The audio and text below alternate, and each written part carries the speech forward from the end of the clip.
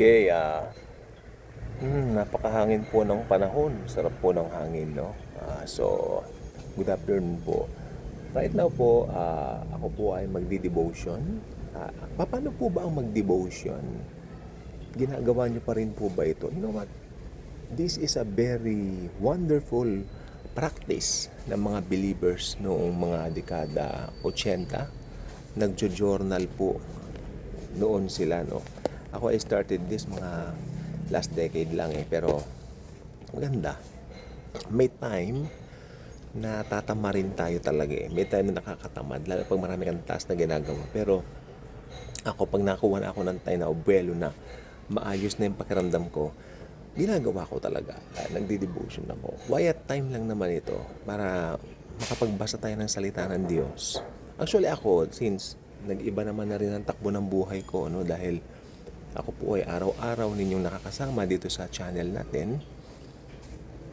Hindi po kagaya nung dati, no? Na medyo, Pero ngayon po kasi, medyo talagang mas marami na akong na-absorb na salita ng Diyos. Kasi pag inaaral ko yung mga sinasabi ko dito, doon pa lang po ay akin na po itong napag-aaralan. Di po ba? Ano po ba maingay? Kala ko sa kabila Umiiwas nga ako dyan para walang ingay, di ba? So, ito po yung journal.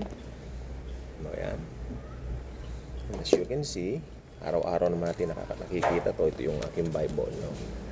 Na, yes, tayo po ngayon ay magdi-devotion. Paano mo mag-devotion? May nagtanong ba naman sa akin, paano mag-devotion? Simple Babasa ka ng babasa ka ng word dito sa Bible. Tapos kung ano yung mangungusap sa'yo, alam nyo, ang Panginoon nakamamangha siya. Kung ano yung present na sitwasyon mo, doon niya, yung sagot niya sa'yo. Doon niya ibibigay. So, dito muna yan. So, ang first step, mananalangin tayo. Okay? Samahan nyo ako sa devotion na to. Thank you, Lord. Yes, Panginoon, salamat po sa hapon na ito. Salamat po, Lord, dahil po ito po ay special na pagdidevotion sapagkat hindi lang po ako, kundi ang mga manonood ko ay magdidebosyon. At sila po ay gabayan mo rin, Panginoon, sa kung ano man yung pinagdadaanan nila sa buhay at naway through this devotion time na amin pong gagawin ay mangusap po kayo sa kanila. Okay? So, in Jesus' name, that's it. Amen. So, next step, get your Bibles. I don't know if that is an app or parang ganito na lumang Bible na kopong-kopong para sinaunang book format, no? Kunin nyo po yun at ganito po yan. Ako, instead ko po nagdi-devotion since this is the Word of God from Genesis to Revelation, no? Pero since rightly dividing the Scripture po kasi, doon ako mostly sa mga sulat ni Paul, no? Tapos sa gospel din po, may nangungusap po sa akin doon ng mga talata. Ganito po yan. Okay. Do the same, magbukas po kayo. Siguro in random.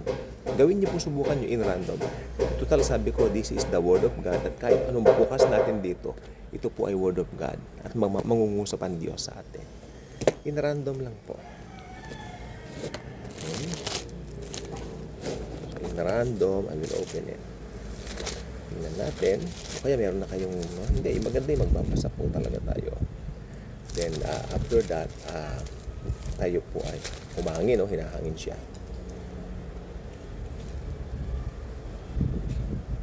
Yes.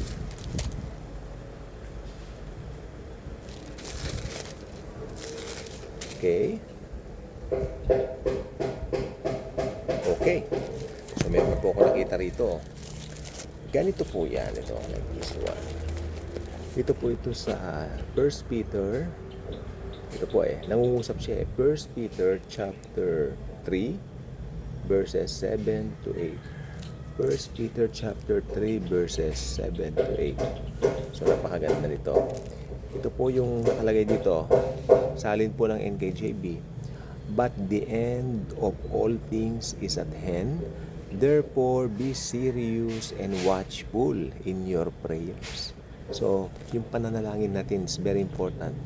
And above all things, have fervent love for one. Oh, and above all things, have fervent love ka for one another. For love will cover a multitude of sins. Okay nga naman. So, then right after that, kapasalamat tayo. Lord, thank you. At naway itong word na ito ay tumimo, Lord, sa akin. Ganoon na rin po sa mga nag-devotion. Ako hindi ko po alam kung ano yung mga talatang inopen nyo. Kung ano yung mga talatang binasa po ninyo. Ano po. I cannot have my tone or my voice in full force volume dahil may ginagawa po dito sa kabila. Ano po. So, ganun po. So, medyo tahimik lang po. So, yan. Yung mga ito ang nangusap sa akin yung talata. Ito siya.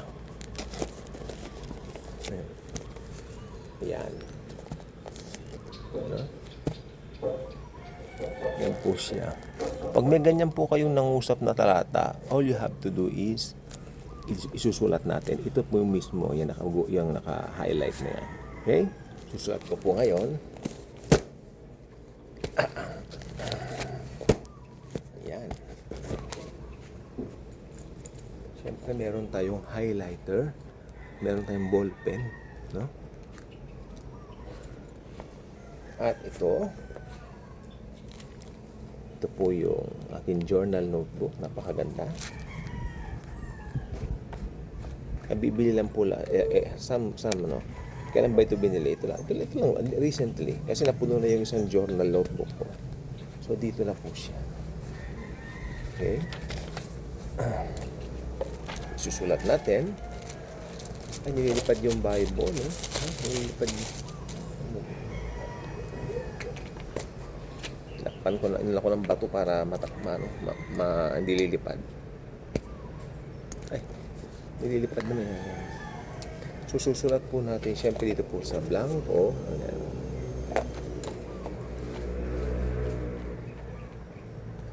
Yan.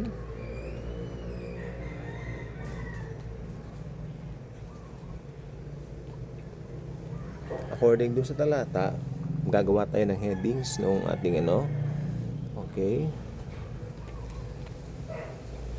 Lagay na lang natin, Jesus, my joy.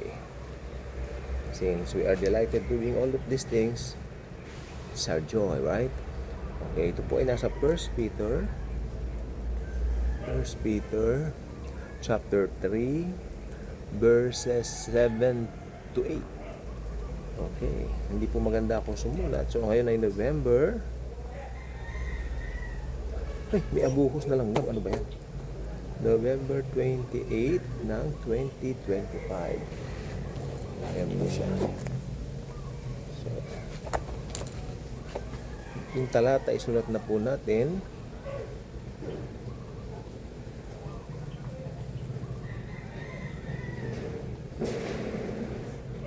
Kaingay. But the end of all things is at hand. Therefore, binilisan ko, Therefore,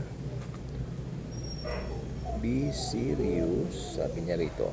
Be serious and watchful. Be serious and watchful in your prayers. Okay, hindi ko na po tatapusin yung sinulat ko, pero ganun po ang pagdi-devotion po. May isa po akong verse na isusulat, pero at least nasulat ko na po. Ganyan lang po siya. Pasensya na po sa sulat ko, ganyan. Then sinulat niyo yan, pag ito po ay inyo pong isinulat, ito po ay magiging guide niyo sa buong maghapon.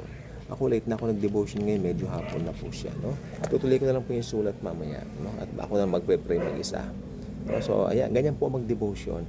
Maganda po siyang no?